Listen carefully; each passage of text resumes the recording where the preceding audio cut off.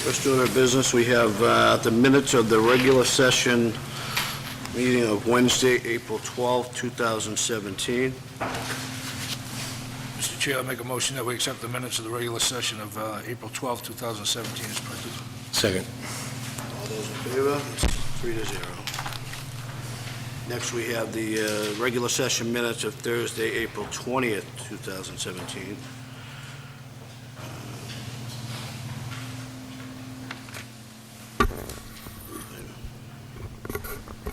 Move that we accept these as printed.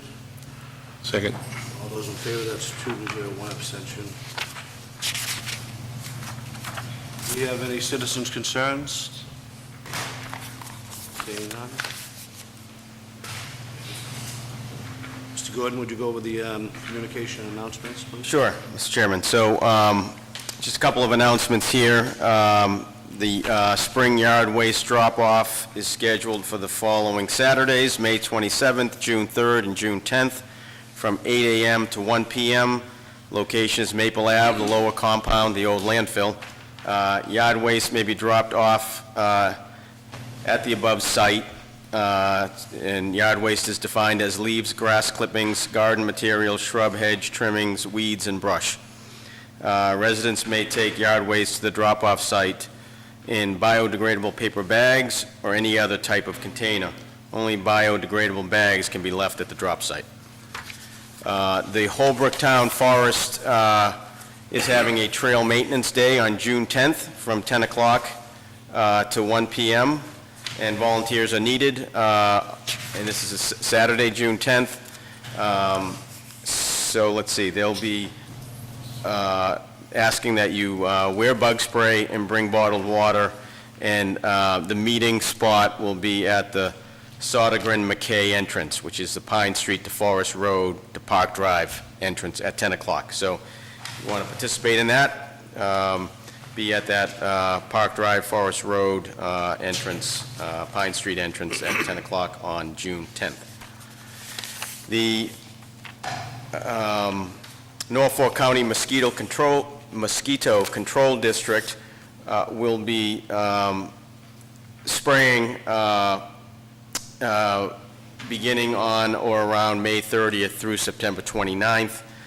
And if any residents would like to know what day of the week spraying may be conducted, they should, there's a website, www.norfolkcountymosquito.org.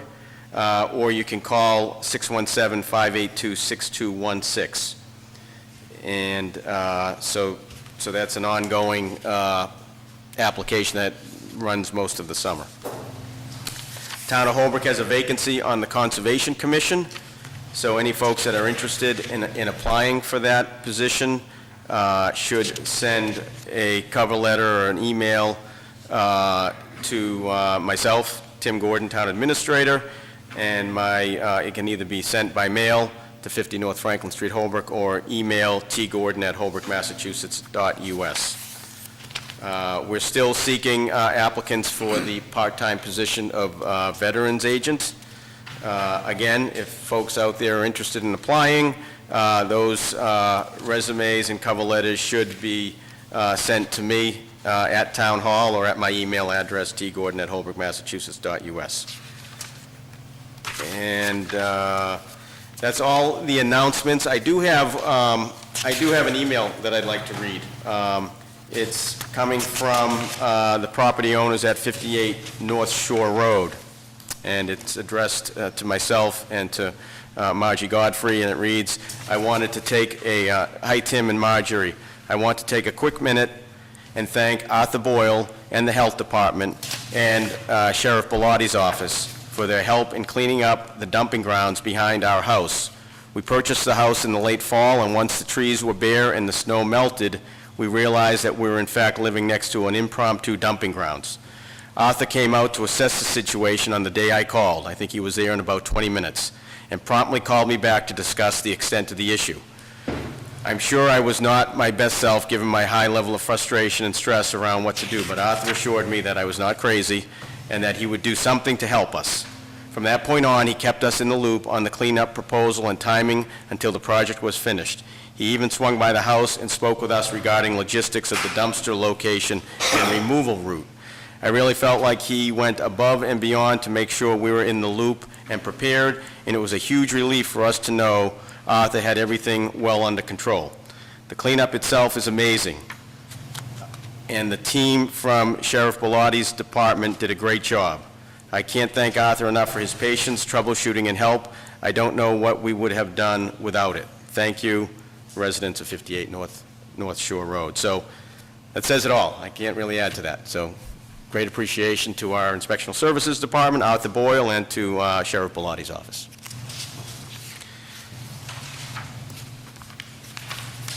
And do you want me to just cover my report? No, right. Yeah, not a whole lot to report.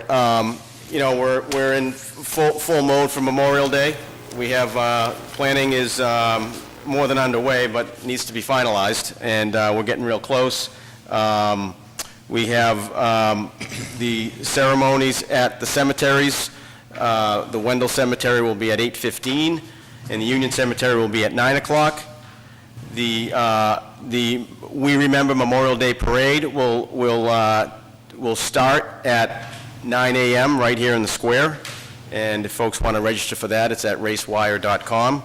The parade will step off from the Holbrook Junior Senior High School at 10 o'clock. For the groups that are planning on marching and participating, they need to be up there at 9:30.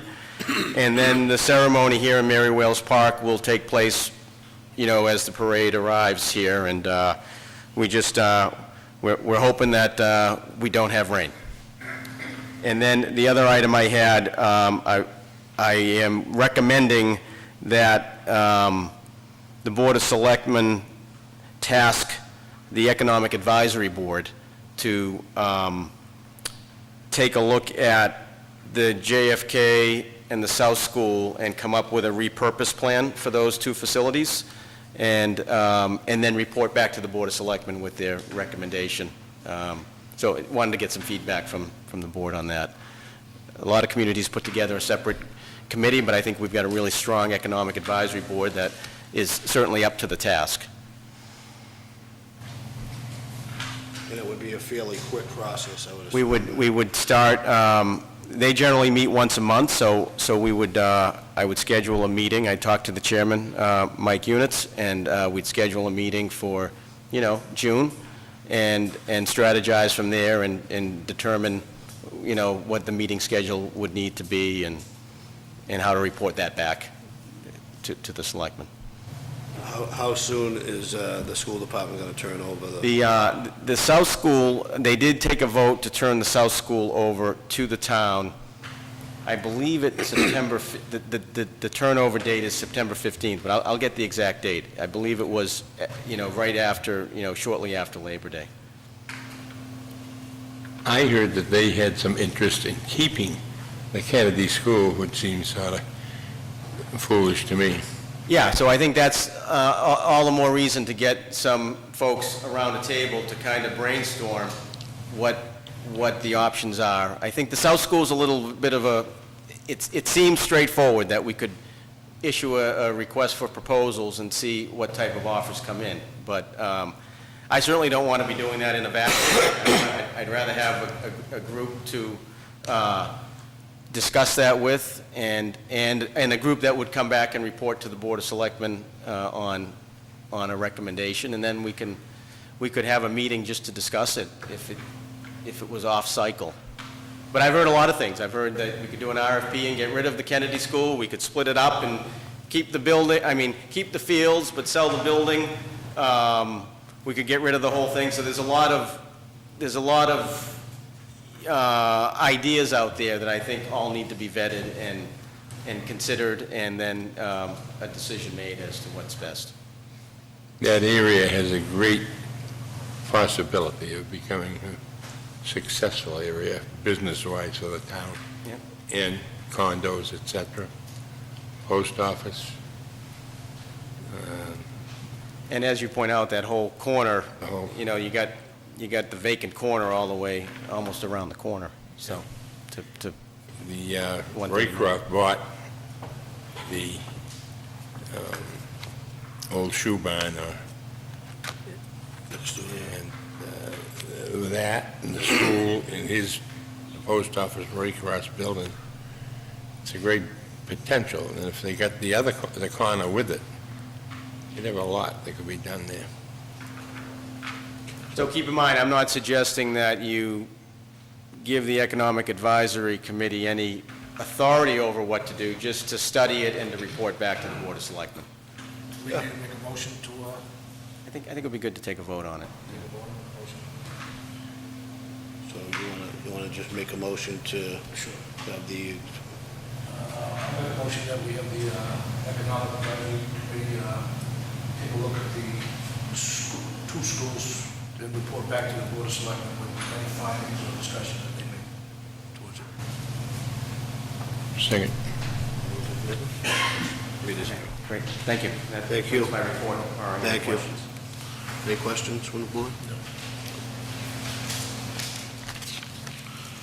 Okay, next up, we have, being 7:10, we have notices hereby given under Chapter 140 of the Mass General Laws that the Holbrook Board of Selectmen will hold a public hearing on Wednesday, May 24th, 2017, at 7:10 p.m. in the Selectmen Noel C. King Meeting Room, Holbrook Town Hall, floor 350 North Franklin Street, Holbrook, Mass., on the application of Boston Pie Incorporated, doing business as Domino's Pizza, David Jenks, President, for a common victular license for the purpose of serving prepared foods at 2 Norfolk Road, Holbrook, Mass. Daniel Ali, Chairman, Holbrook Board of Selectmen.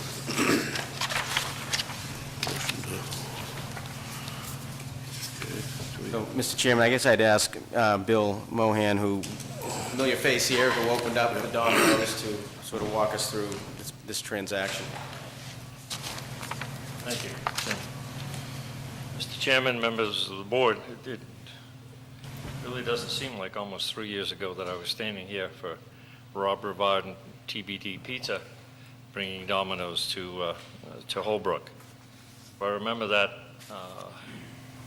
was a very interesting meeting, but we promised at that point to be a good neighbor, to give back to the community, and to participate in community activities as much as we could. And we did. We did. We've had several opportunities to participate in town activities. I remember providing all of the food for the school fundraising golf tournament. It was one of the last things I did for Domino's before I left for a while. I got a call about a month ago from a friend saying, "You're not going to believe this, but Rob Rivard just sold 17 of his 21 franchises, and 16 were bought by Boston Pie Incorporated, David Jenks." And I know David Jenks. David Jenks was the second largest Domino's franchisor in New England. Now it's a runaway. He's first. A terrific businessman, does things by the book, and has that same give back to the community. That has already started. On Monday, you'll have a road race, and Domino's Pizza is providing all of the pizza. Every person finishing the race is going to get some pizza as they finish the race. Those are the kinds of things and the ways that we can, in fact, give back. Virtually nothing is changing there except the owner. It's still Domino's, the same hours, the same location, most of the same help is there. I think we have a new manager who's been transferred from South Brockton here, primarily because she's fully certified and serves safe and all of the other licenses that we like to see our managers have. So we're ready to jump in. We have hired Andrew Bailey of Bailey's Landscaping to take care of that facility, trimming, picking up trash when it's there, no matter where it comes from, and just keeping the place clean. Early on, that became a problem when we were first here. I remember a couple of times having to throw my lawnmower in the back of my car and drive over here and mow the lawn myself. Most of the trash that they were talking about was trash that was coming from Walgreens. The trash compactor is right next to ours. I think 7 or 8 of the parking spaces in the back are Walgreens parking spaces. The manager at Walgreens and I got together. He wasn't even aware of the fact that they even had a place in the back. And so they had a cleanup crew as well, but they were cleaning up the Main Street side and the other side, not touching the back. Once we pointed out to them that you've got a major obligation here, things improved dramatically. We're not going to have to worry about that. We're not going to worry about Walgreens. We've got our own. And I think that's the biggest difference now with David Jenks, is that he takes care of it. He takes his responsibility very seriously.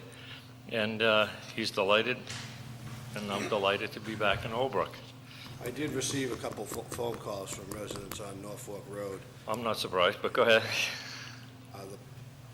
I guess the deliveries are coming before 7 a.m. in our town bylaw says no deliveries can be before 7 a.m. We don't open until 10:30.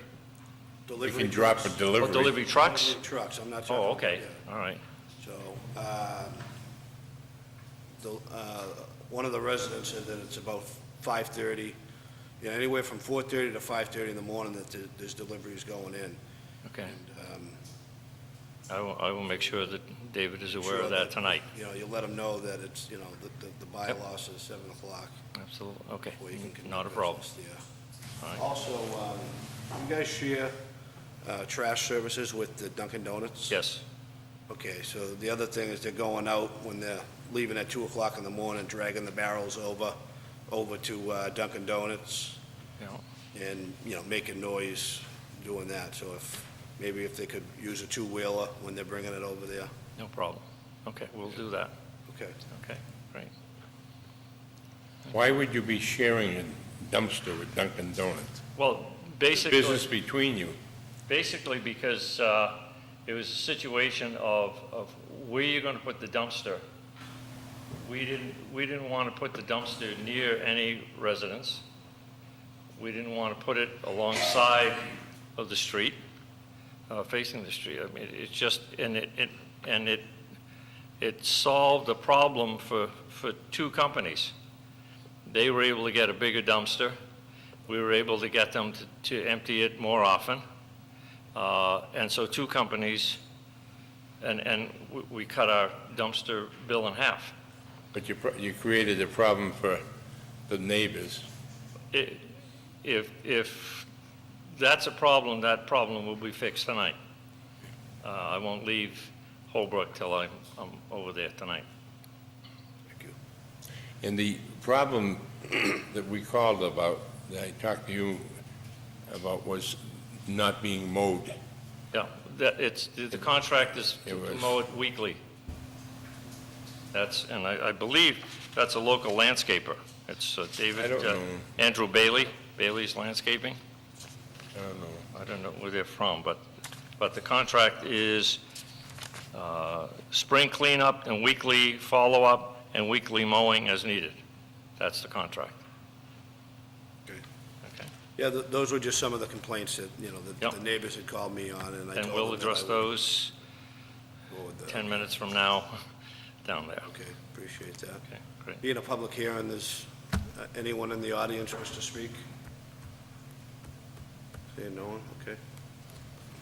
That's it. Any questions?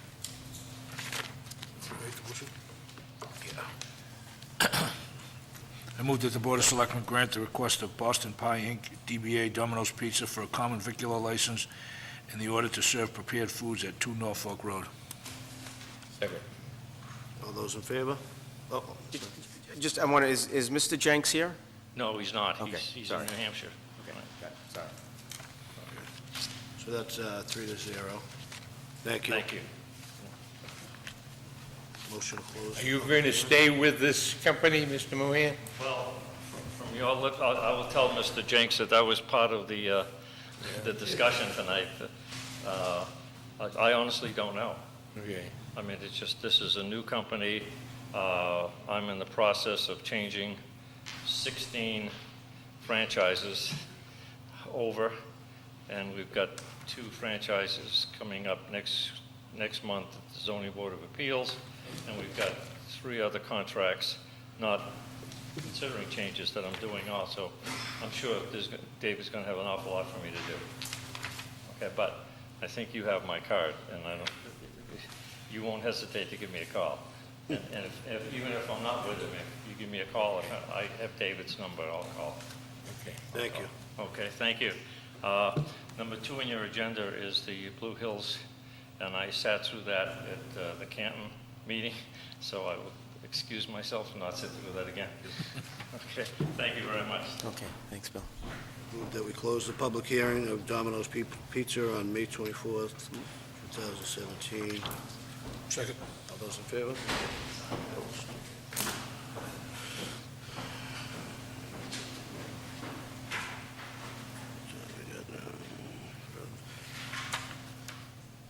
We can go to the town scholarship recipients.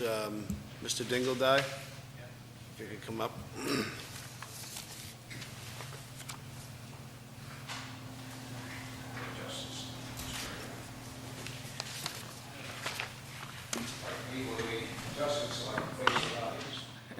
Want me to hold it? Okay. Fine.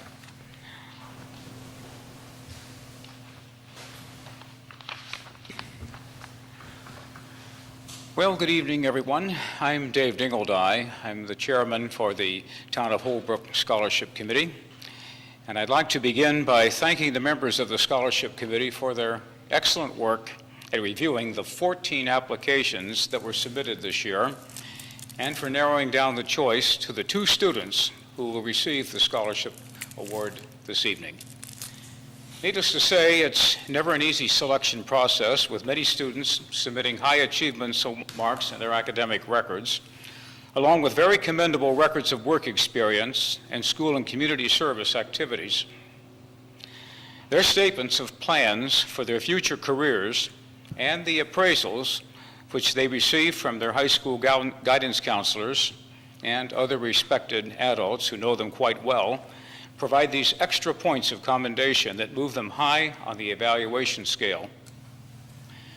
Our scholarship committee is currently comprised of the following Holbrook citizens: Daniel Diesso, Carol Knowlton, Linnea McFadden, Linda Austin, Joanne Spillane, and yours truly, along with our school superintendent, Dr. Patricia Lally, and her proxy, Julie Hamilton. Most of us have been on the committee since its inception back in 1988, or rejoined within 2 or 3 years shortly thereafter. Some of us are now planning to retire from the committee this year, but soon we'll be welcoming some new members who will continue the work of the committee, and they will continue the work of selecting scholarship award recipients for many years to come, so we hope. I'm happy to acknowledge 2 new members this evening. I don't believe they're present, but I'll mention who they are anyway. Mr. William Kurtz, who was recently approved by the Board of Selectmen as a member of our committee, and due this evening to be approved by the Board of Selectmen, our former Holbrook School Committee member, Mrs. Barbara Davis. She'll be joining the committee soon. We thank you both for joining the committee, Mr. Kurtz and Mrs. Davis, despite your absence, and we hope to see 2 more in addition to them to be joining our ranks soon. And now for the moment you've been waiting for. I'm going to ask each recipient to remain in her seat until her name is called, after I give a brief biographical introduction. Our first recipient will be graduating from the South Shore Charter Public School, which is the very first time we've had this school on our list of participating schools. She plans to attend the University of Massachusetts at Amherst, where she will be majoring in animal science, with the goal of entering a college of veterinary medicine to become a veterinarian, or perhaps enter some related profession that's focused on animal care. Her work experience includes much in the way of animal care itself, including her own part-time business of dog grooming. She's been very active in school and community service programs, including the Plymouth County 4-H Club and volunteer service at the Holbrook Public Library. Her academic record has been exemplary, along with high-ranking scores on the SAT and ACT tests. And it is indeed an honor to present this award to Ms. Kaylee Urquiza Anagnos. Will Ms. Urquiza Anagnos please step forward?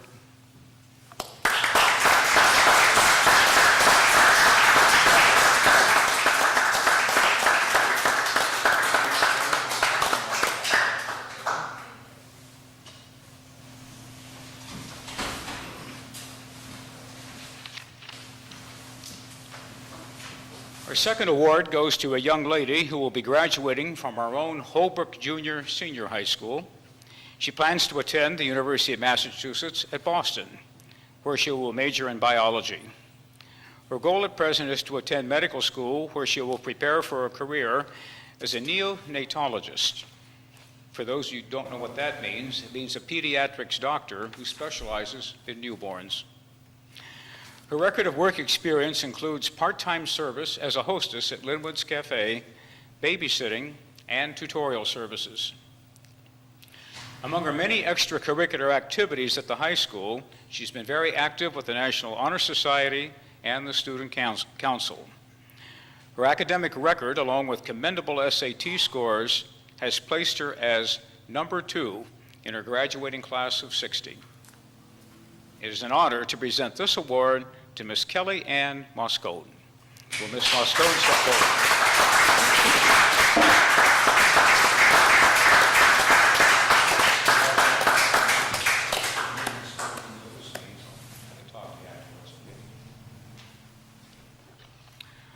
Well, thank you, everyone, for attending this special presentation.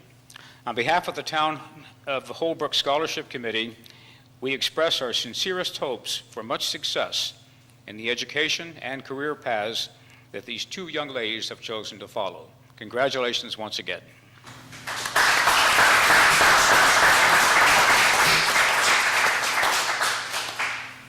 On behalf of the Board of Selectmen, we wish to congratulate you guys. Job well done.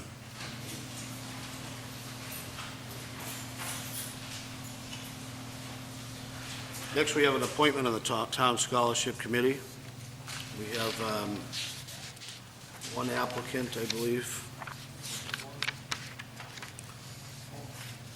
Mr. Dingleday, would you like to come back up and speak about the Scholarship Committee, the resignation and the appointment? We also have an appointment on here, the Town Scholarship Committee? Yes, I can face you now. Well, the appointed member is Mrs. Barbara Davis. She did submit a very brief resume, just a letter basically, a very brief letter expressing her intent to join the committee. I had expected her to be here this evening, but I don't see her, and I really think it would be, of course, proper if she were to answer any questions you might have and expand on any points or opinions that she may have about being on the committee. Quite frankly, I'm very much in favor of having her on, and if there's any questions, anything worth debating, Was there any step other, aside on that one and allow the Board of Selectmen. any other letters of interest, or was it just Mrs. I'm Davis? sorry, what? Was there any other letters of interest? No, there have been two other people interested, but they haven't submitted any letters of interest as yet. So when they do, we'll certainly bring them before you for your consideration. Is this the only position that's open? For the committee? For the committee. You're trying to get 4 people because, as I said in the very beginning, there are 4 of us who want to retire this year, and those of us, I don't want to use the word resign, that has very negative connotations, retire from the committee. Those of us who want to retire, we've been on since 1988, 89. We're really looking for 4 more people to step in and gradually assume our duties. Others do want to stay on as active members, and at the minimum, we need 5. Right now, we have 7 members. 5 is what we need at the very minimum to function as a legal committee. Well, I don't have a problem with appointing Mrs. Davis. I think she's served the community well with the school committee and various roles. She's very active in the town. And if there's not a problem with the board, I wouldn't mind appointing her tonight. No problem. Thank you.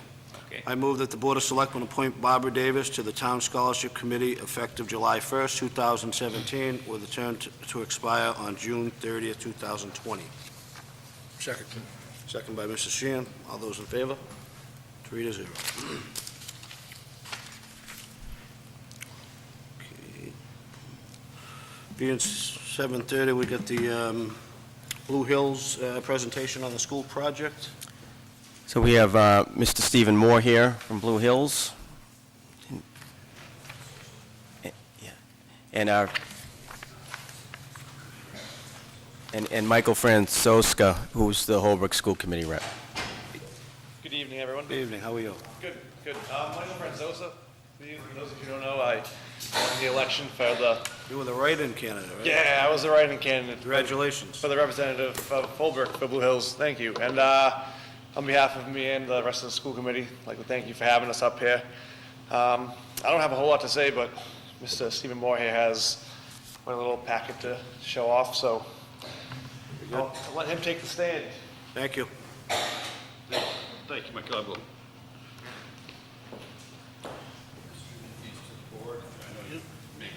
Thank you. Thank you. All right, so on behalf of our district school committee, thank you for inviting us here tonight.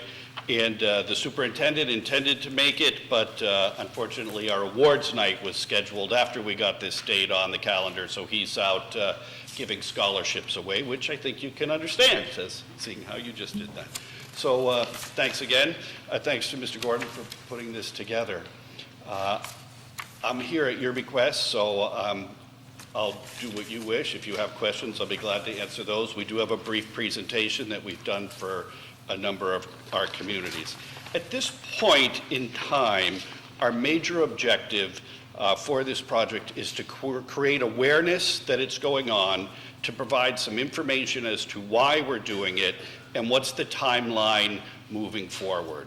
So that's our goal at this point. It is last March, the MSBA accepted us into a program. The program that we were accepted into was called an Accelerated Repair Program. It was a model program, pilot program the MSBA put together. As you're aware, they have the core program where they build new schools, and they have the renovation, the repair projects where they do roofs, windows, and boilers. The MSBA realized that that wasn't going to work for all schools, specifically Blue Hills. So they put us into a program that they called Accelerated Repair that essentially said that the building that we have is structurally sound.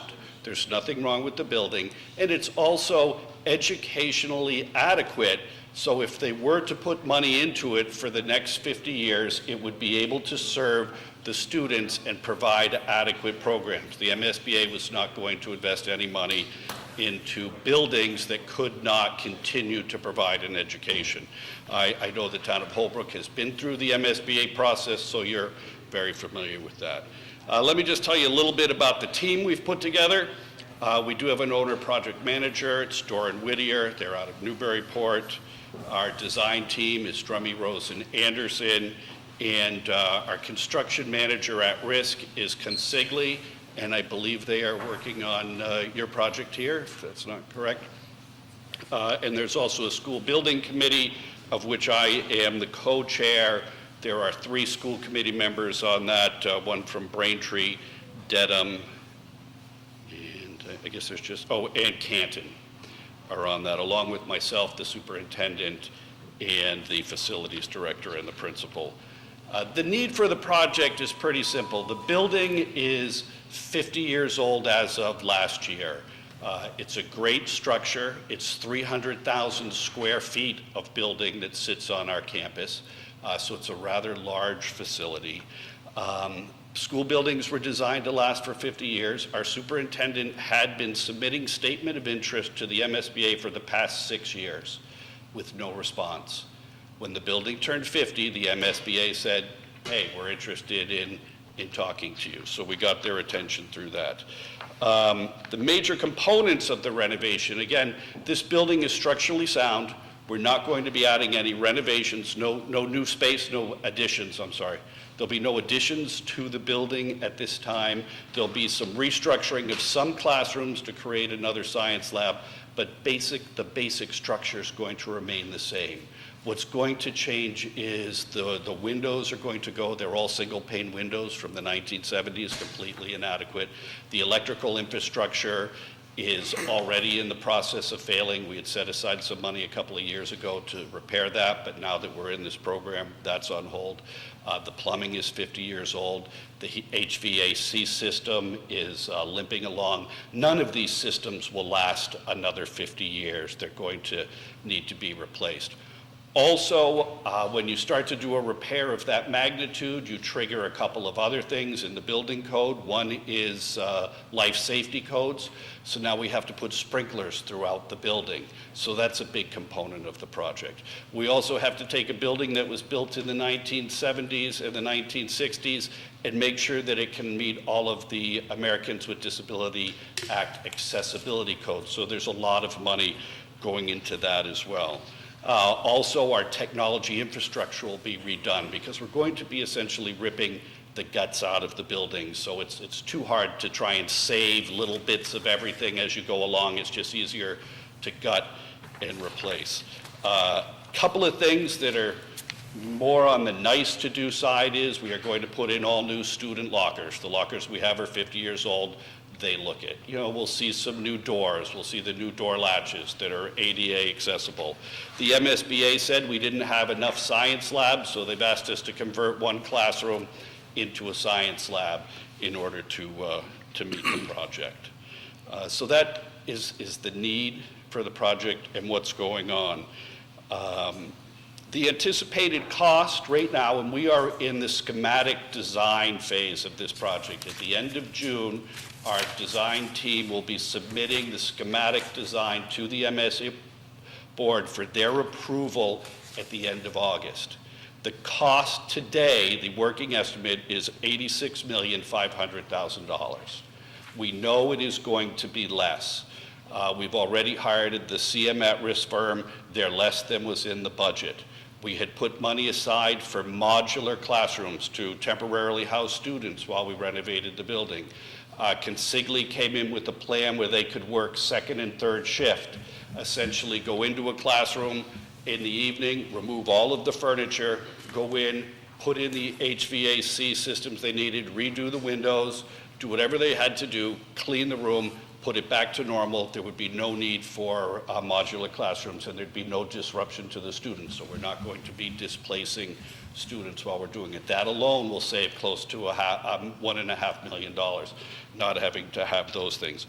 We're also going to do a considerable amount of value engineering as we try and get that price down, because both the superintendent and the building committee think that 86.5 is on the high side for a project, but understanding this is 300,000 square feet of renovation. Why renovate instead of building a new building if you're going to spend that much money? A new building would have probably cost in excess of $160 million. We also do not have any land to build on. We have the athletic fields in the back, but it would not be sufficient to do this. And the building is structurally sound. It does not make sense to tear down the building and build a new one. It will last if we just bring the systems up to date. As far as funding the project, one of our goals is to begin construction next summer, a very accelerated pathway. We know that the designers can complete their work, and we can go out to bid starting in March, get pre-bid a lot of the long lead items that can be done, the window units and the HVAC, and begin to do major renovations in the summer. It's crucial that we start next summer because we're going to need 2 full summers to do this.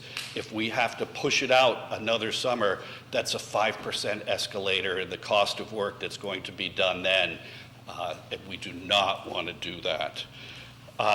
The district, in its budget for this year, set aside $1.3 million to pay for design work prior to receiving any funding approval from the towns.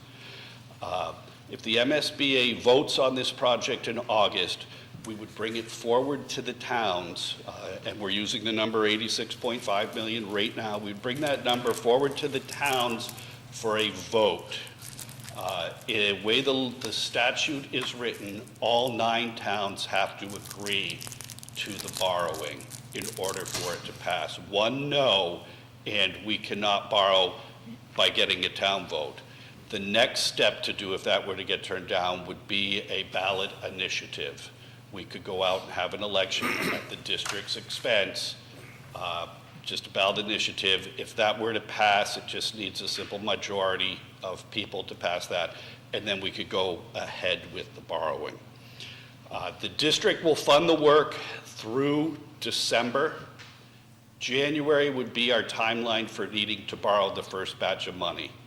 In talking to other communities, we seem to believe that the window necessary for towns to have a town meeting to vote either in favor or down on this is late September to just before Thanksgiving seems to fit most towns.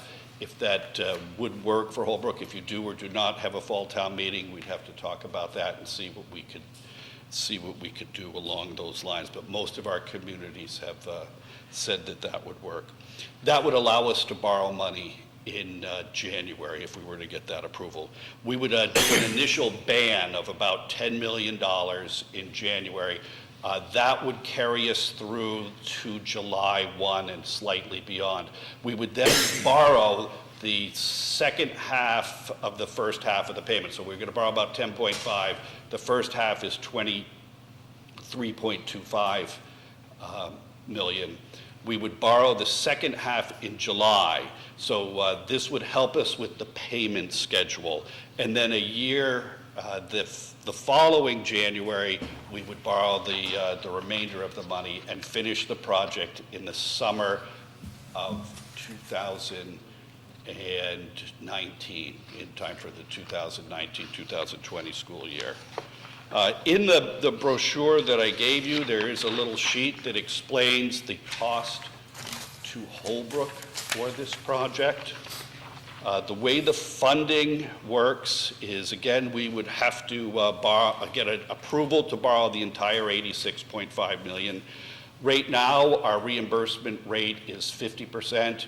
We may be able to get it as high as 54%. This model that I present to you tonight was put together by Peter Fraser at First Southwest Bank.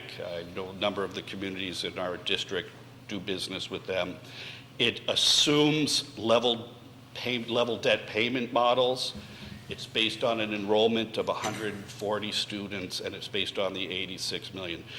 The way the assessment works is it's a 4-year rolling average of enrollment. So the first assessment assessed to a town would be based on its prior 4 years average enrollment, much as we do the regular schools assessment is based just on the prior year's students. So it would fluctuate. Potentially. If you look on the other side where the color printing is, it gives you the chart in the middle, gives you a little bit of enrollment history going back to 2011, so you can see what your enrollment patterns have been. Down at the bottom of the page, there's a history as opposed to the number of students who apply to Blue Hills. The 5-year average is we get 51 applicants a year. 79% of those are accepted, and of the accepted, 7 out of 10 actually attend. So we can provide some data to help you go along and do any planning that you would have to do. The bond payment schedule is here. It shows what the amount would be. In 2019, the first payment of $790,000 would be due because we're paying off the interest on we're paying off the bands and the first interest payment on the initial borrowing. The district would build that into its budget. Each year, the district sets aside $600,000 for capital improvements of the building. That money, instead of now going into capital improvements for at least the foreseeable future would go towards debt payment. So there's $600,000 that's going to come off the top for everybody every year.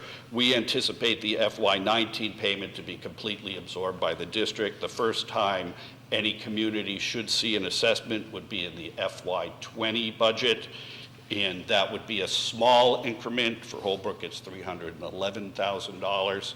And then in FY21, the full payment schedule would kick in, and it would be $449,000.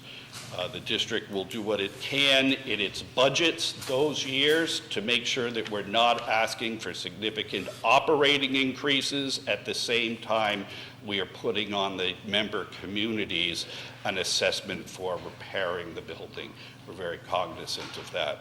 It's something that eventually will need to be done if the school is going to continue to operate, because someday the lights are going to go out, the water's not going to work, the heat's going to go down. There's going to be problems that'll have to be fixed. At this point in time, if we bunch it all together, the MSBA will pay for half of it. If we don't bunch it together, we're on the hook for all of it. And it's only going to get more expensive. So I'll be glad to take any questions at this time. How many other towns have you been to so far? We have been to all of the towns in different capacities. We've talked to all of the finance committees. You are the second governing board that we have talked to. We talked to the Selectmen in Westwood, and we talked to the finance committee in Randolph with them. So we're getting the word out. We anticipate coming back again. We would like to come back again in the late summer when we have better numbers. You know, right now it's, you know, we're working with this. It's not going to be more, but we don't know how much less. But we're good. That's a goal, is to bring that down. We also are willing to work with any town financial people in structuring the borrowing. If there's someone that, you know, really wants to, you know, have some input, we'd like to do that.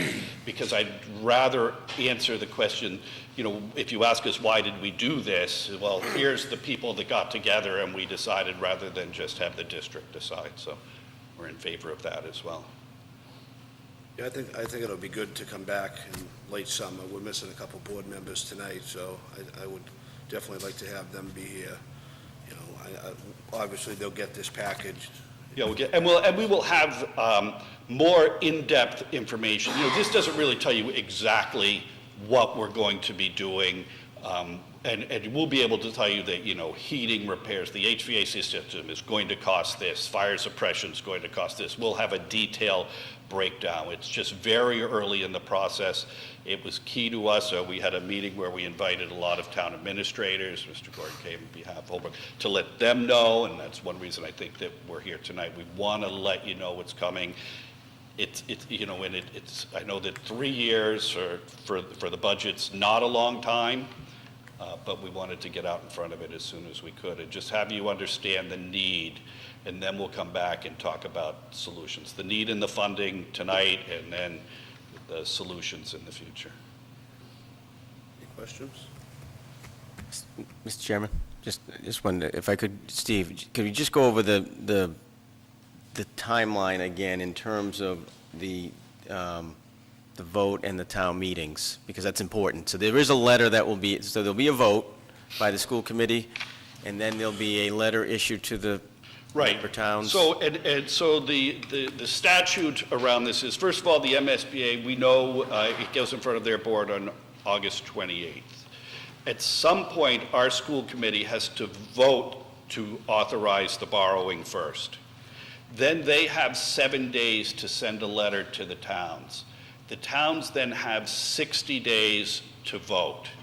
We want to make sure that that window is when towns are capable of holding a vote, because if you do not vote, it's considered approval. So if you take no action, that is considered approval. So if a town voted it down, then it would go to... If a town, as soon as one town says no, we would let, the first town that votes says no, we're going to let all the other towns, if they were only having a town meeting for this purpose, we would tell you, we do not need you to vote any longer. We are going to go to a ballot initiative. Should our committee decide that's the route they wanted to go, they may say, wait a minute, we got to rethink this, but the administration, at least from the superintendent, is in favor of pursuing that. Two other vocationals have ended up going the ballot route, Minuteman and Cape Tech have done that.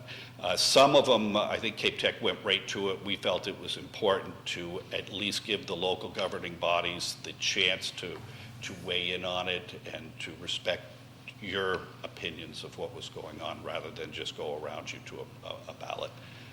But we do want to let you know if someone says no.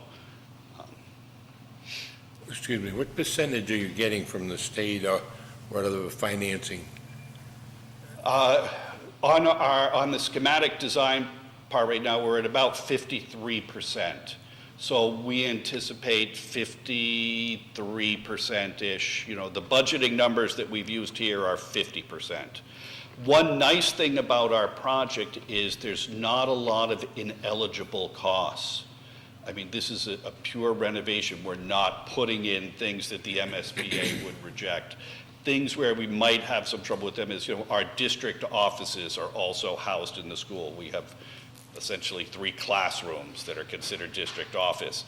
They will not pay for that space to have windows and heating, but we think, so we think it'll end up very close to 50%. Sorry, I don't want to be a stickler on this, but I want to make sure I understand. So it's going to be 60 days from the date of the letter? 60 days from the date of the letter. Okay. And we will, in that process, we will reach out to each town to see if you have a normally scheduled fall town meeting, so we can make sure that we can fit everybody in. We do not want to put ourselves in a position where we have a town that cannot vote because they have a regularly scheduled meeting that falls outside that. Most of the towns that we've talked to, it's October, early November. If we have somebody that does it in December, we'll find when the first one is, when the last one is, if they're scheduled, make sure they all fit in the 60-day window and not shut anyone out from the process. That's our goal. So it would be good, just for planning purposes, if the school provided sort of the letter will be issued no earlier than. So let's say it's September 15th, then we know we need to have a town meeting no later than November 15th. So. Correct. And right now is when, in the next month or so, towns will be scheduling those, over the next couple months. So, I mean, it's still early. Is August too late to reach back out to you in regards to when your town meeting dates are, or if you are having one in the fall? Well, when is a good time to reach back out? We would like to have one. We just met with DOR last week regarding our tax rate, and we had talked about early November. I was going to put it on an agenda for June to discuss that, getting it on the calendar early, both for DOR purposes, and I knew that we needed to get it on for Blue Hills as well. So we can talk about that, and it's just that we want to make sure that, if we schedule something for November 12th for whatever reason, it has to be, closer to mid-November for availability of space or whatnot, that we're in sync with Blue Hills in terms of the date of the letter, that's all. Right. Hopefully, we will be able to gather all that information ahead of time. We'll reach out to you probably multiple times, I would hope, during the summer until we get a date, and then we will put that calendar together, and we will not release that letter until we have a window that can accommodate as many districts as, if we have 2 towns that are having it more than 60 days apart, we're going to have to make a decision. But we only have 7 of the 9 towns have to have town meetings. Both Braintree and Randolph do not. Their boards can do the vote, and we're going to try and schedule those early, so should someone say no, or should they approve, we can let everybody know. Okay. Very good. All right? Thank you for your time this evening. Thank you. Very much.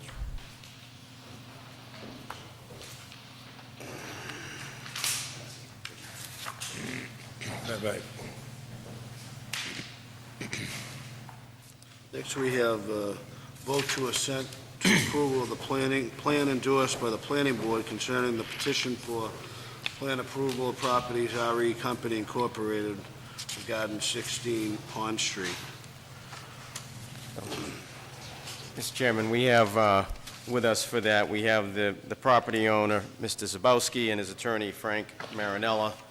And if I could just maybe open up just to kind of give a high-level description of what this is. This is something that the Board of Selectmen, I don't think has seen. When I was on the board, I had never seen this kind of thing. Basically, it's a piece of land that was taken years ago for a roadway, and Correct. Yeah, in part. I mean, I think it has to do with the Process. title, and Yes. the chain of the title has a reference to the town of Holbrook dating back to the mid-'60s, where there was a land taking. Correct. And in order to get this cleared through land court, there's a need for an assent from the town of Holbrook Board of Selectmen, or an arduous hearing process through land court. Is that? That's correct. Either there's an assent based upon what we present to you, or there's a process called a citation, where the land court sends the town of Holbrook a citation, and there's a period to respond back to the land court as to whether or not the town agrees with what we're proposing.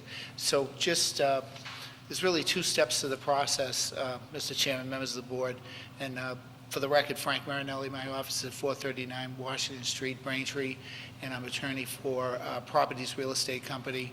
The principal, Stephen Zabowski, is here with us. So the request tonight concerns the property at 16 Pond Street, and this approval not required plan will show you the property. It's about 2.78 acres of property, and it's shown on this plan as lots 90 and 91.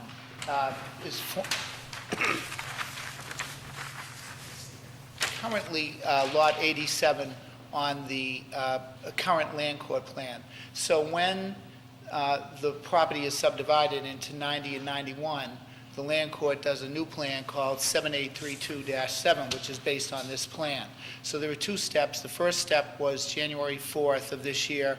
The Holbrook Planning Board approved, they endorsed right here, approval not required, because it has the necessary frontage for each lot.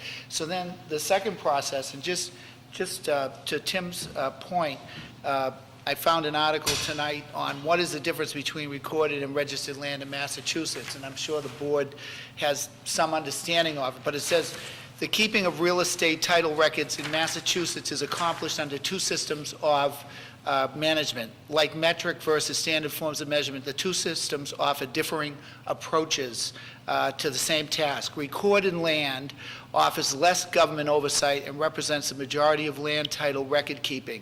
However, the more strict registered land system applies to about 20% of Massachusetts properties. Richard Howe, the Register of Middlesex North District, recently described the benefits of registered land.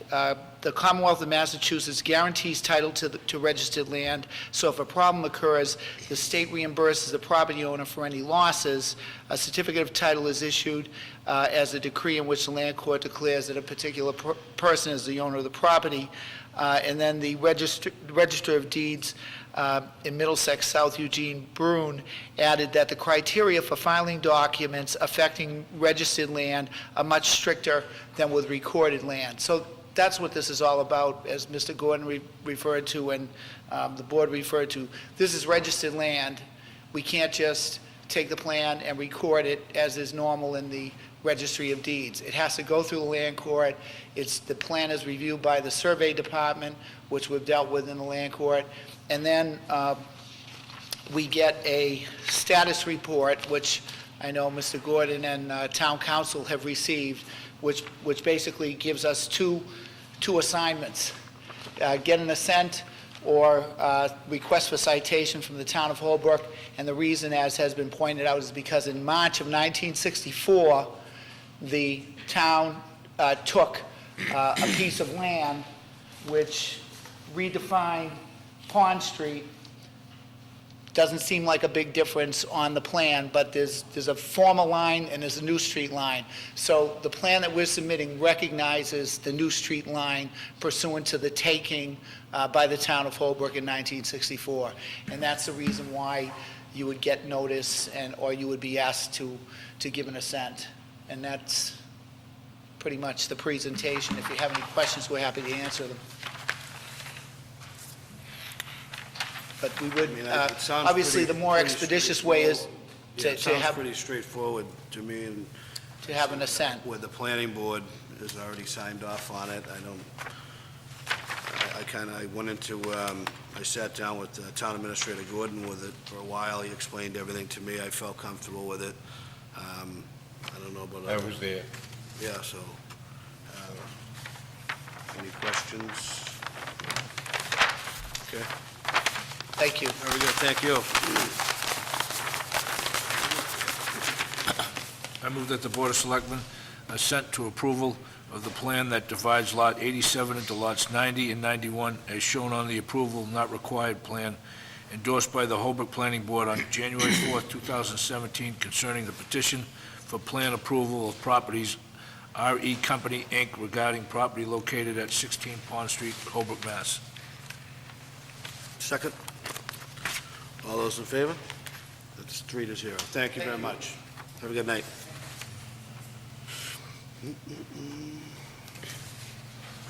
Next, we have a vote to rescind the agreement between the Town of Holbrook and Abington Sunoco for emergency towing for the Holbrook Police Department.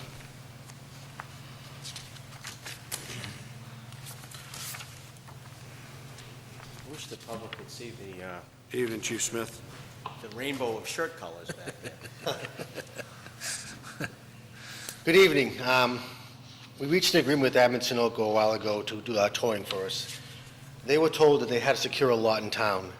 They said they secured the lot behind Roycroft's. I'm not sure the exact date. It was probably like 5 or 6 months ago. They've done nothing to secure that lot. They're still towing cars back to Abington. That wasn't part of the agreement. One of the persons had his medication stolen out of the car in Abington. So this is a violation of the agreement. They knew up front there was no grace period that they had to tow the cars to Holbrook. So I'd like to rescind the contract with them, and we had this problem before with another towing company and did the same thing. How many towing companies we have other than them? 3. 3 others, and Yep. that should make the 4th? They'll get the 4th. There'll be no real issue. The other 3 are all in town, too. All in town, yep. Okay. Any questions? No, I believe in doing it. I think it should be in Holbrook to begin with. Okay. I move that the Board of Selectmen rescind the agreement between the Town of Holbrook and Abington Sunoco for emergency towing for the Holbrook Police Department, which was approved on January 25th, 2017, contingent to maintaining a suitable storage lot within the Town of Holbrook. Second? All those in favor? That's 3-0. Next up, well, you might as well stay up here, Chief.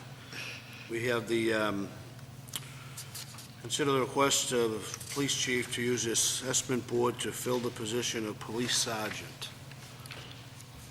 Right now, what we do is, every 2 years in the contract, we have an agreement to take the sergeant test. And we sign up right around this time, and they take the test in September and October. A lot of communities are getting away from that. They're going to assessment boards, which I think you get a more well-rounded person. What they do is do scenarios, 3 or 4 scenarios. The assessment board is usually made up by retired chiefs, so some chiefs that are still on duty. There's 2 companies that I have found. One of them is Public Safety Management, the other one is Badge Quest. And the way they run it is, basically between 0 and 5 people, it's like $6,800. If you go over the 5 people, they raise it another $2,100. You can also add a test that they make the test, a lawyer makes it, and it's based on juvenile law, motor vehicle law, criminal law, and policies and procedures. They charge an additional $1,500 for that test. You can recoup some of the money by charging them the same fee civil service does. It's $250 to take the test. I just think it's a more well-rounded way to get candidate. So would this be for a future They're due to take their test this year. this year? Run the cycle this year. Because the current sergeant's list expires next March. Okay. So you would be using for the following, I don't have the money in my budget for this year, Okay. right now, so. It's up to you how you want to do it. We can proceed or not. It doesn't matter to me. but you would prefer, obviously, It's just to do it A lot of that times way. they're going this way now, because the civil service test, they ask these questions that make no relevance to someone who's a street sergeant working the road. It's really difficult, and the passage rate isn't that good. So, Questions? No, I'm all for it. Okay. Do we need a vote for that, or we just, So the question is, how do we pay for it? Right. Yes. Do we do an article for the fall town meeting, if you don't have the money, or, I mean, what'd you say it was again? it's not a lot. it's like 6,800 for 5 people. If it goes over 5 people, it goes up $2,100. So over 5 people? Yes. You don't have that? that- 6,800? No. No? I mean, I can recoup some of it through charging them the fee to take the test. How about July 1, we have it then? Future? I could get some money, move some money around here. No, so this would be for the future moving forward, so he's just looking for it to see if we want to go that route. We're using the assessment board. So I think, so they wouldn't have to take the You would not take we would not, civil service. Roger wouldn't have to sergeant's sign up for the civil service test, and she'd be very happy about that. Because it's so complicated with them now. Turnaround results is 3 to 4 weeks with this. For them, you take it in September, you don't get results back till February. And how long would that list be good? Would it be the 2 same years. as it's just the Same thing, 2 years, yep. Most towns do go with the assessment. Everyone's going to assessment boards. When I go to chiefs meetings, they all talk about it, they said they're getting away from the test. It just doesn't make any Makes more sense. sense. Right. So basically, we could just put an article on town meeting for if it's the $6,800. Yeah, I mean, if it seems like that's the way, the police departments are doing business now, I mean, why are we, We can have the vendors come in and do a presentation, the 2 vendors. They do that too. say that again? The 2 vendors, the 2 companies, they'll come in and do a presentation to the board of how they do it and everything, how they grade everything, and Well, we still have time, right? I mean, or you'd need to know. well, the problem is, Margie would have to sign us up for the test, and then the guys would start studying for that test, so you either gonna do, can't have them study for that test, then No, you're right. invest all that money into studying for that, and then take it away. We did the chief, chief fire is- department, I was assessment board too. you were, It was the same company, Badge Quest. It seems to be working well. So you would pick either company. Either one, yeah, they're both about the same. Yeah, yeah. These are the 2 big ones out there. So it would basically would be going on for, if he doesn't have it in his budget, we would have to go to town meeting for it in the fall. Let's look at your budget, see what you got, Okay, and okay. we'll be as creative as we can be. Like I said, we recoup some of the money, because all the towns do charge them the same fee as civil service charges. Are we looking for a vote, or are we just kind of, I don't know that you need a vote, no? just had the article. Yeah, or even if, I guess. Support the It is a change in a practice, but I don't know that it's, I think the chief, if he has the money, he has the authority to do that. I think he's just letting you know, and he's getting feedback. You all think it's a good Right. idea. Yeah. But I also think if he doesn't have the money, that he'd be looking for our support That's for for town an meeting. article, Yep. yeah. I'm hoping we can find a way to fund it Okay. before then. Yep. I support it. Mr. McGay here, Mr. Sheehan does. Thank you. Okay, thank you. Next, we have the, consider request of, discussion about adding a commander to the police department, which this is, if you guys remember, we had supported a deputy chief. Geez, that was back before, Back in the fall. last fall. last fall, the board fully supported it. It went to Finance Committee, which they didn't fund it because it was a whole new position, so the chief had started looking at other areas, and he came up with a commander, which would basically move a sergeant up to, It's a stipend over sergeant's pay, and you make another sergeant. It's the same exact thing Randolph does. It's a lot cheaper than hiring a deputy chief, because you're not hiring anyone new. You're just making another sergeant and having the one sergeant that's commander, we get a stipend over the other sergeants, around 15%, and you hire another sergeant to backfill him, and you have the same amount of people. Having the deputy chief would have been roughly 85, 90,000. Right. This comes out to about 26.5, put it this way. and this will get you as close to a deputy chief. It's an executive officer, has all the authority of a deputy chief.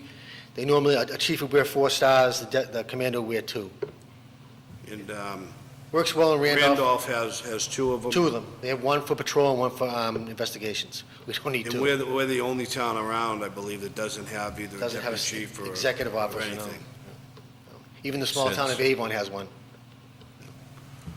So I don't know, any thoughts from the board? I mean, I support it. I think it's Yeah, I support it. a good idea. Now, I know obviously that's money too. So you would have, you have some money in the budget I right have a now. position that's not filled right now. Hasn't been filled. The new civil service list won't even come out till, the old one expires in August, Margie? The one now? The current civil service list? No, Patrolman. yeah, August. Yeah, so the new one won't even come out till you get someone higher, you're looking next February anyways. How would you go about, would you use that as an assessment, or would that be civil service? The commander? Yes. No, it's not a civil service position, it's just a stipend. Would you use an assessment for that? No. No? It's just appointed by the chief. Okay. Kind of like detectives, Yeah. stuff like that. Would that person be taking the place of anyone that's doing work for you now? There is no one doing it. No, but wasn't someone up there, like... We had administrative aid, yes, he'd be doing that, yes. Yes. Yes. He'd be doing, Yes, all that stuff, yes. Yeah. Yeah. 'Cause, well, administrative aid went to the position of detective that was left vacant, so I have no more administrative aid either, so.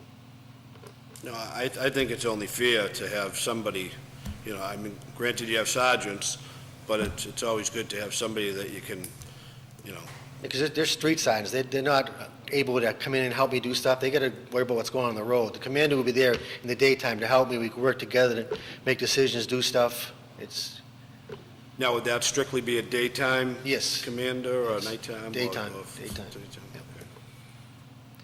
I mean, it's easy to sit there and do nothing, let everything just go status quo. I'm not like that. I want to move forward and do the right, make the best police department we can for the town. I mean, that's all I'm looking to do. So, And they would be helping you with your accreditation? accreditation. Chapter 1's done, we're just going to finish it off this week, and it's this big. I was going to bring it and show it to you, but I don't think you'd want to see how big it is. But So how soon you would, for July 1st? July, we wouldn't do it till July 1st. I have to still go back to the union and put something in the contract because it's a union, they're in the same union still. I have the same language that Randolph used, it's pretty simple, but they vote on it, and should we be making a vote tonight? Yeah. Yeah. it's just basically a stipend, but gives you stipend and authority of being the executive officer. Okay. Mr. Sheehan, would you like to make a motion, or would you like me to? or- Yeah, I'd like to make a motion that we accept the recommendation for commanders with a stipend for the Holbrook Police Department. Second by Mr. McGee. That's 3-0. I'll work with Tim, and we'll write it all up. So did you say it wouldn't, by the time the person came on board, it would be? No, take if that- we could hide, the money sitting there for that open position. By the time the new list comes out, we get someone hired, it's gonna be almost February anyways, or March. Where you get an academy set up, it's just, so, that would be the money I'd be using. Okay. Thank you, Chief. Actually, you want to stay up? I think you've given everything, but do you have any more updates so we don't have to bring I it do. back up? The ABC was in town doing undercover stings, looking for alcohol violations. They found none. We passed. They were made aware of a certain bar that may have a tendency to overserve. They're going to look into that further.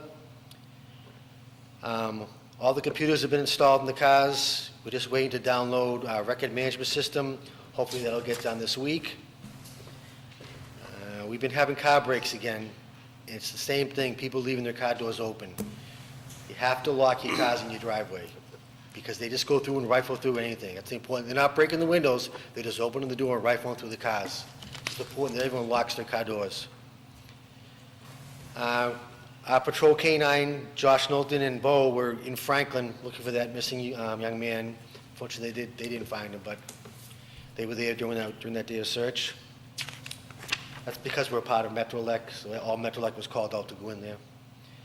We're in the process of clicking a ticket. It's running till May 29th.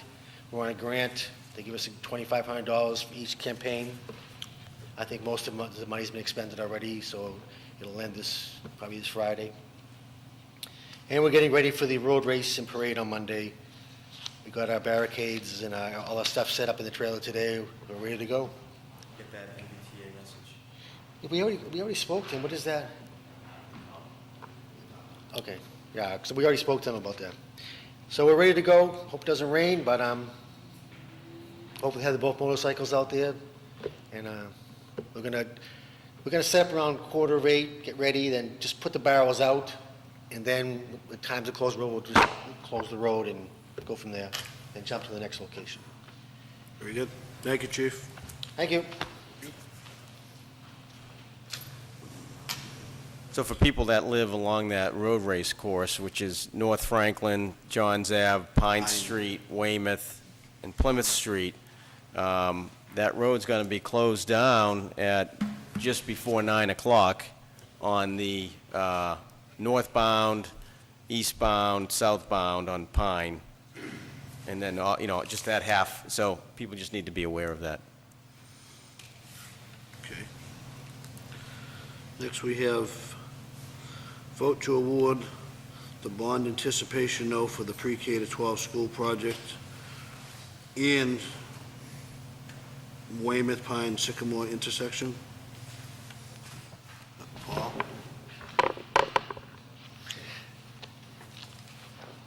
That's for $6,680,000. Good evening. The $6 million is the initial bond borrowing from the school for two years ago, so that's being rolled over. The 680 represents the initial $850,000 that we borrowed to do the Sycamore and Pine, and now includes two pay downs of $85,000 apiece, so we are rolling over at this point $680,000. Hopefully, next year when this bond is due on June 1st, 2018, if the school cost is settled, we'll probably be now bonding this.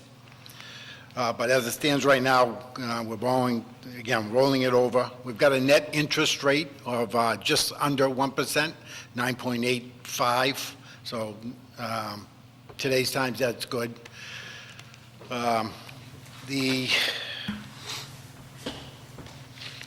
The low bidder on that was TD Securities. And we have 5 bidders for our band, so. And that does come with a premium of $100,000, part of which will be used to pay for the cost of issuance, and the other should be available for pay down of interest costs. Your thinking was that part of that $6 million isn't going to be used? That's correct. How much of it has been? Well, we've used it all. First, naturally, so it's really combined with the $38.5 million that we've already borrowed. So right now, we have borrowed 44. So the money's going to be left in the other? Right, the money will be left over, which, until the state does their final audit, we won't know exactly how much is going to be left over. Do we have that? I don't see- do we have anything in the package? No, just right there. Yeah, you have you have to read the vote authorization to award the sale of the securities to TD Securities. So the sale of whole band page to is like TDs. a motion. What's that? The whole page is Page is a a motion. motion. I'd be happy to read it if the board... Yeah, if you could, I just don't have it in my packet. Right here.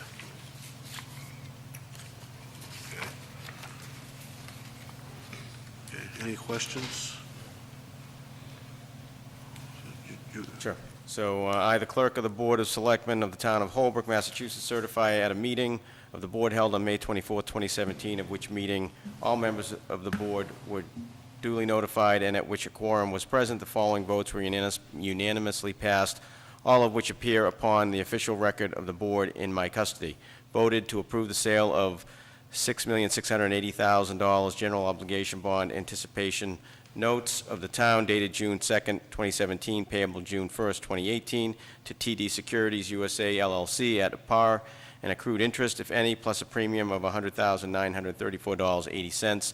Further voted that in connection with the marketing and sale of the note, the preparation and distribution of a notice of sale and preliminary official statement dated May 10, 2017, and a final official statement dated May 17, 2017, each in such form as may be approved by the town treasurer, be and hereby are ratified, confirmed, approved, and adopted.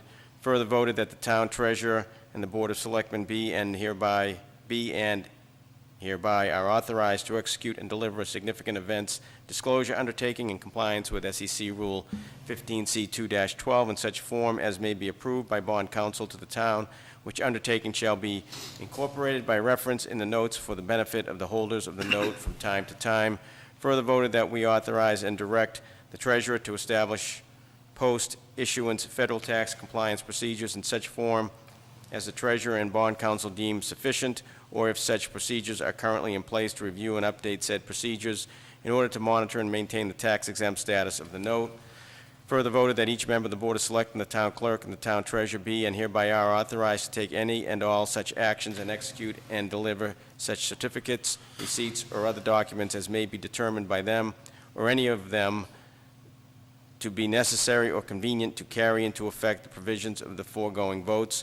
I further certify that the votes were taken at a meeting open to the public, that no vote was taken by secret ballot, that a notice stating the place, date, time, and agenda for the meeting, which agenda included the adoption of the above votes, was filled with the town clerk and filed with the town clerk, and a copy thereof posted in a manner conspicuously visible to the public at all hours in or on the municipal building that the office of the town clerk is located, or, if applicable, in accordance with an alternative method of notice prescribed or approved by the Attorney General as set forth in 940 CMR 29.03, paragraph 2B, at least 48 hours, not including Saturdays, Sundays, and legal holidays prior to the time of the meeting, and remain so posted at the time of the meeting, that no deliberations or decisions in connection with the sale of the note were taken in executive session, all in accordance with General Law, Chapter 30A, subsection 18 to 25, as amended, dated May 24, 2017.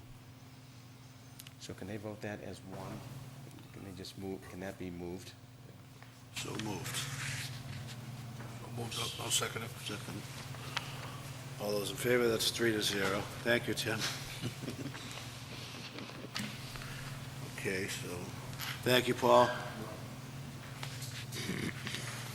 Now, next is the vote to authorize the chairman to execute the license agreement for overhead electric services in attachment to utility poles for the street and area light between Mass Electric Company doing business as National Grid and the town of Holbrook. So, Mr. Chairman and Board, I did add to your packet this sheet here, which we talked about this, it's probably about a month ago when we first started having these items appear on the agenda. We have squared away all of the insurance questions we had with Braintree Electric Light. So just to kind of summarize what we have here, you have four items here that need to be voted on. So what we're purchasing here is 969 overhead streetlights that include the light fixture, the arm, and this connection wire that goes to the pole. 57 streetlights sourced from underground utilities, and that includes the light, the pole, and the connector, so that's the reference to the underground. And then there are 5 wood poles that only have a light on it, so that's why we're buying those, because because the utilities own the other poles, but because these poles only have a light, the utilities have no interest in it. What you have in the packet are two licensing agreements, which provide broad terms and conditions that outline the responsibilities of the town and of National Grid. Because keep in mind, National Grid will continue to own the lines and the poles, and they'll be responsible in the event of an accident to make everything safe. So one of those licensing agreements is for the overhead, the other one is for the underground piece. And then the third item you have is just the agreement of sale. The purchase price for all of the above is $103,103,138. So you got 2 licensing agreements, an agreement of sale, all 3 of those are with National Grid, and then the 4th document is the agreement with Braintree Electric Light to maintain our lights effective when signed. Because once we're signed here and we buy the lights, we are able to then, we will no longer be paying the maintenance fee to National Grid, which comes out to be approximately $50,000 a year.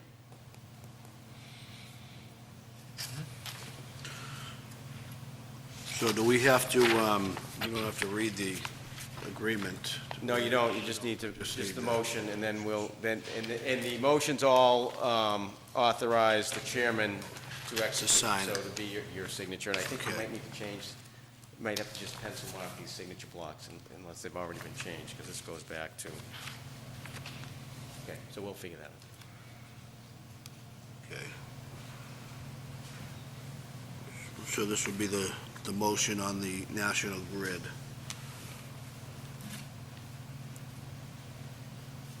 Yes, please.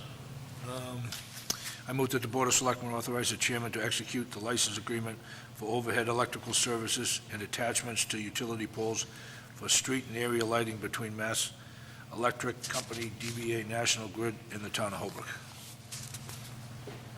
Want to second that? Second. Second by Mr. McGahey. It's 3-0. Okay. So next we have vote to authorize the chairman to execute the license agreement for the underground electrical service. Or did we just do both of them? You just did one, so I would, Do the same for the second, okay. Yes, please.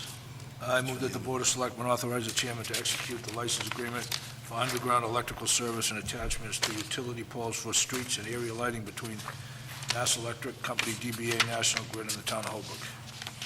Second. All those in favor? That's 3-0.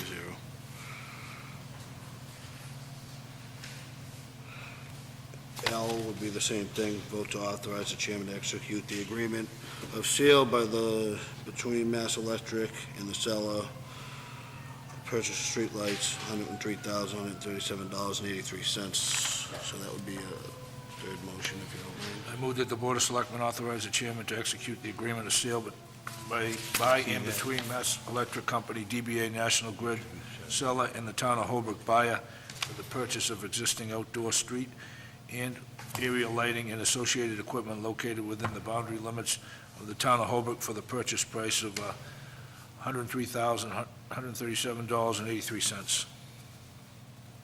Second. All those in favor? 3-0. Okay. Next, we have the vote to authorize the chairman to execute the agreement for provisions of streetlight maintenance service between Braintree Electric Light Department and the town of Holbrook. And with that, I would just like to thank Wiring Inspector Jerry Graham, who set this up. Myself and Mr. McGahey sat down with the general manager over there, and then Tim Mr. Gordon took it over and negotiated the contract. I'd like to thank him for negotiating it, and I think it'll be a good working relationship between the two towns. And thank you, if you want to make that I motion. move that the Board of Selectmen authorize the chairman to execute an agreement for provision of street light maintenance services between the Braintree Electric Light Department, BELD, and the town of Holbrook. Second? All those in favor? 3-0. Okay. Next, we have, let's see, we already got the chief, Director Hook.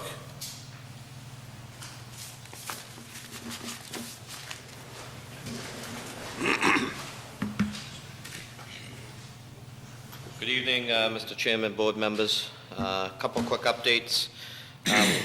Finally, the day has arrived. We start Canton Fire on Monday, June 5th. We're ready to go. Training's complete, the technology's complete. Basically, we just got to wait for 911 to do a couple administrative things, and then we're gonna flip the switch, so to speak. Very good. I applied for a FY18 development grant through the 911 department to add on to our communication center, because we're quickly running out of space, as the board knows. The total grant was $3.7 million. No cost to the town, no match, so we'll probably hear something on the grant August, late August, early September. We have a lot of competition out there this year especially, so we hope we can get something out of it and get the expansion started. And lastly, last week, Communication Center took a 911 call from the town of Whitman at 3:30 in the morning from a very excited father who was transporting his wife to the hospital because she was in labor. They couldn't make it to the hospital. They pulled over to the side of the road, and the dispatchers assisted Dad delivering the baby over the telephone. So I want to commend Dispatcher Nancy Mosier and Dispatcher Daniel Hart, who did an outstanding job assisting Dad delivering the baby. And when the fire department arrived, baby was out crying, and everything went smooth. Mom and baby are very healthy, so that's a happy story I just wanted to share with the board tonight. Very good, thank you That's very it. much. Any questions? No. Thank you very much. Ben?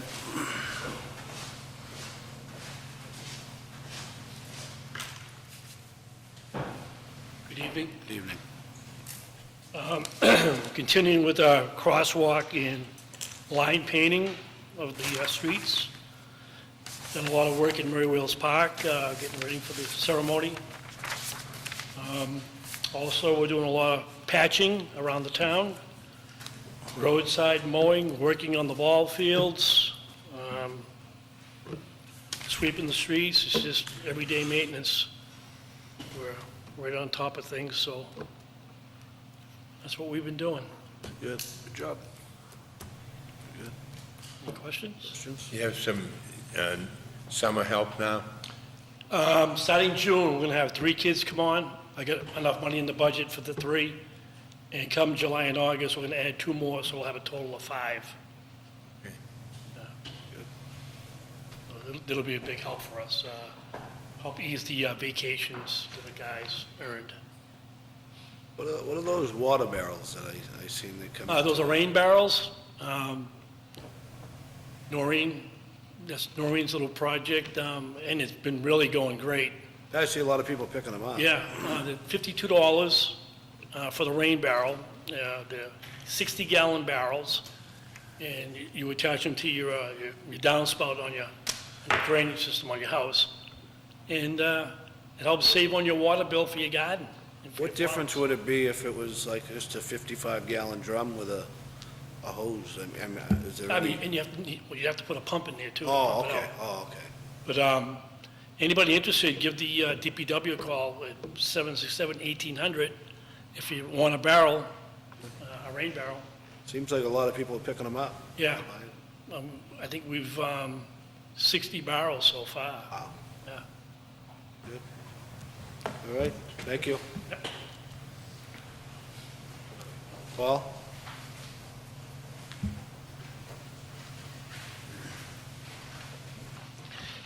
As you know, we had the auction sale on May 17th. 1, 2, 3, 4. All 5 properties were sold, and the total sales price is $635,000. Of course, nothing's final until everybody pays up, but we've got 600, so we recovered all our tax money, our legal fees, and any cost that we had, plus now the rest of it will now all go into free cash. Well, it all goes to free cash, but, we did pick up a little bit of the, interest on the backside with the sales. So that's 635,000, but then we take out for, Well, we'll have some fees coming, there'll be some fees coming out of that. So after, so it won't be 635 going into. I think we calculated approximately 75,000 of legal fees. Yeah, But then everything else is free cash. Right, yeah. That's great. All the tax Yeah, I stopped up and seen the auction. That guy was good. is outstanding. He was very good. we had about 15, 16 bidders. More people were here, but there were only, I believe, 15 actual bidders. And most of them all bid on one lot, or at least one time, anyway. So all went well, and hopefully in a couple of months, we'll have another one, so. Any questions? Do we have a lot more properties? I've got another 5 or 6 that we can get ready to put up. Is it just parcels, or is it Just, houses? yeah, most of them just parcels, no houses. Yeah. Good. Thank you. Well, That's it. I see the health agent Boyle. Would you like to speak on anything? No, the health agent, Arthur Boyle. No, I was just asking if you wanted to, if you had anything. No. Okay. Well, before you came in tonight, the town administrator read a letter that, from a resident down on 58 North Shore Road that was very happy with the way you handle the situation down there.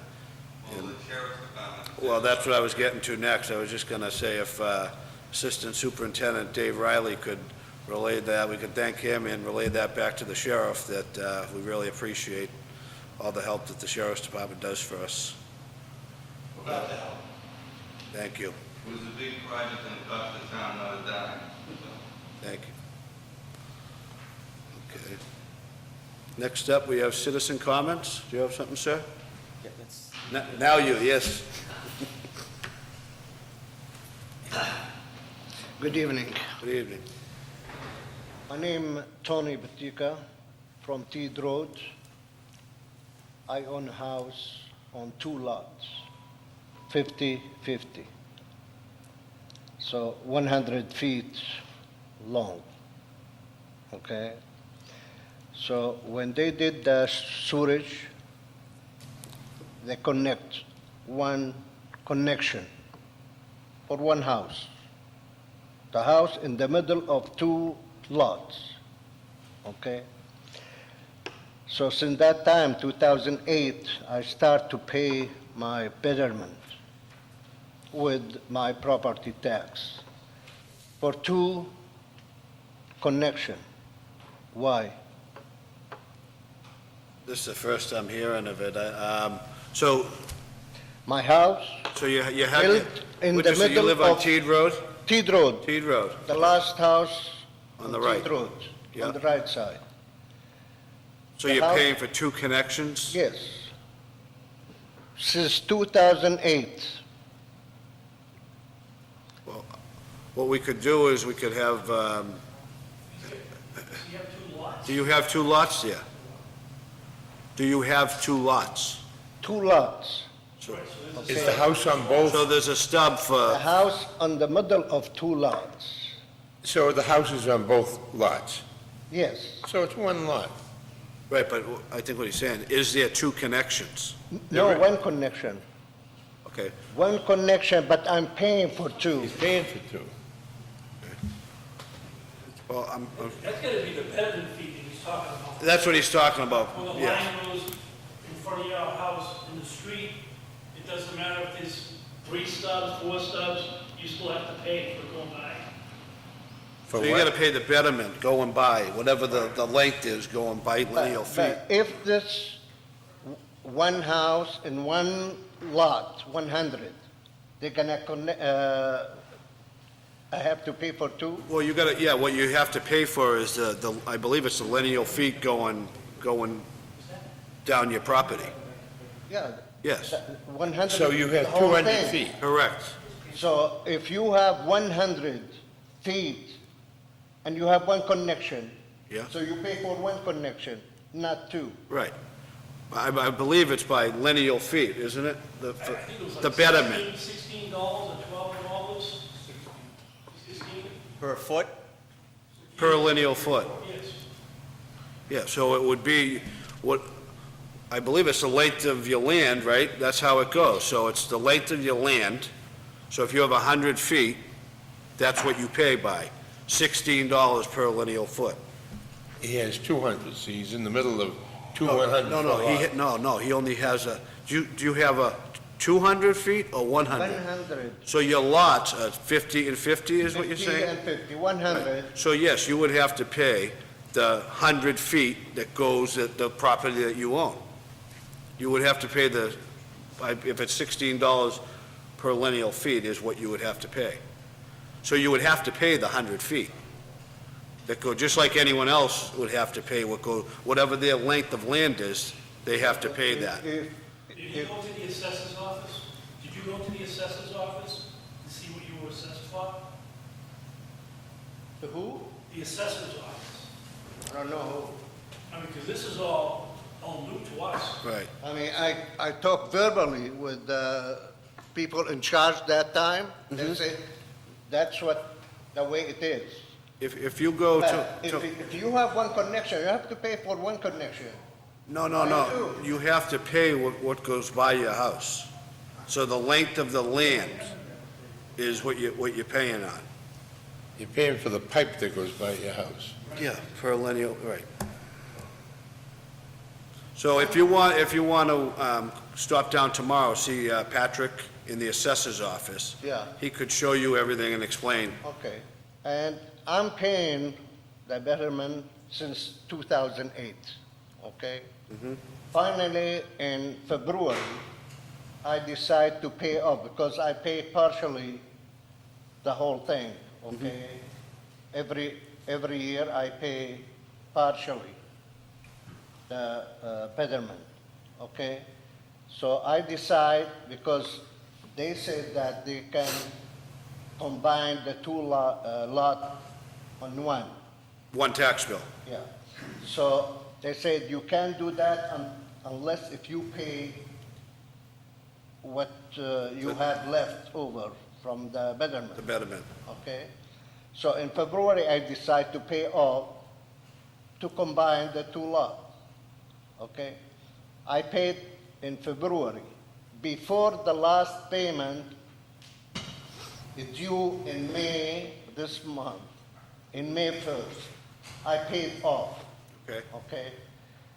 So in May 1st, I want to pay the property tax, include the betterment. Okay? So I came to let them deduct what I paid off from. It happened that Paul was there and he made his calculation. He said, no, you have to pay this also. Okay. I already paid off. I have from the computer here, it says that you due zero.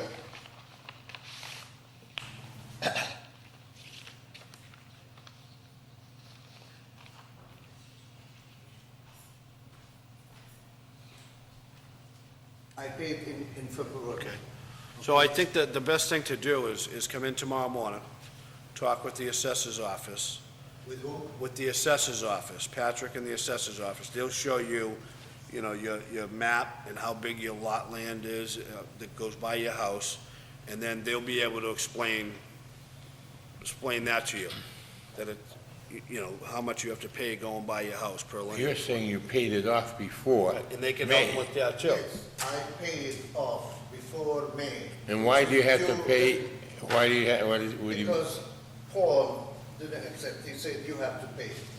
if it's paid off, Now, let me clarify the payoff figure. Huh? Let me clarify the payoff figure for the board, because unfortunately, as many times I've tried to explain it, I still don't understand. You insist, you insist. payoff And this is figure. your calculation. Let me talk, please. The payoff figure is net after the taxes have been billed. So once the tax gets leaned to the, billed to the property, in September, it goes on your February and your May bill. The payoff figure assumes that you're paying those taxes or you've already paid it. So when he came in February, the system calculates, because it's already been billed on your two tax bills coming up, February and May, that you're going to pay those. They're already assessed to your real estate taxes. So the payoff figure is net of those. So you still have to pay them when your bill comes due. would he still owe them at that time? Yes, He had because they've paid been them billed. before. No, he didn't pay those two. He only paid net of those two. He paid, the calculation on the computer assumes that once they're billed, they're going to be paid. Then the remaining balance is what he has to pay off. And that's what he paid off. So if he doesn't pay the other two, they just sit as a liability, or they sit as a lien on his property. That way, the system continues the calculation of interest on the correct basis. So when he paid them off in February, he still owed. He really still owed, But did he have a zero balance at that time? no, he still had 5 years worth His of payment. calculation, and then this is his handwriting, and that's the way he add them up, and he said, you pay this, and you all set. And he gave me 2 letters to take them to the Norfolk deed, you know, to take them over there. So if I still have to pay one more time for May, so he didn't say that. He said that you paid off everything. And that's not correct, but, I mean, that's his understanding of what I said, and I probably explained it 2-3 times, so I got that, and it is self-explanatory. This is your calculation. What if Unfortunately, he I said, just- I want to pay everything off? I paid everything off. No, Then if the situation at that, I would have said, okay, pay your February and May bill now, then give me this money. So he would either pay, it would come out the same spot if I just had to say, all right, prepay your May payment. I'm not trying to take his side, but it doesn't, why would you have it still due? I'm sorry? You don't have the correct balance on there then. No, the balance to pay is always net after what has been billed. The remaining balance to be paid is what's out. Once it's billed to your real estate taxes, you don't owe it on the betterment any longer. It's billed to your real estate taxes. You have to look at it as 2 separate entities. You've got your betterment as one, and there's a balance that you owe on that every single year, and you've got your real estate taxes as the other. Once it leaves the betterment side and goes to your real estate tax side, that's on real estate, no longer part of your betterment, because you've been billed for it already. That's to avoid being billed twice, or owing it Paying twice. or paying it twice, correct. And so he did not pay it twice. That's his contention. He's saying, I paid it twice. You didn't pay it twice. It's already been billed to your real estate taxes. It's on there. Your real estate taxes are already out. It's part of your real estate tax bill, not part of your betterment. So if he wanted to come in and settle up, he should be told you owe $2,000 plus What's still on? $100 each for the payments that are going to be due in May and August. Well, he already had paid his February, not May and August. They're in only February and May. Yeah, but the betterment paid off See, he hadn't, until May. That's when they're gonna make the combination from 2 lots to 1 lot. It says 0. Well, yeah, It says 0. because that's, you came in after you originally paid it. Yeah, settle it with Sure. Patrick tomorrow. Yeah, why don't you come in tomorrow and discuss this instead of open, session? He's a smart man, so Paul is too, but just, Patrick is the assessor, and he's the one that would know. Okay, thank All you. right. Okay.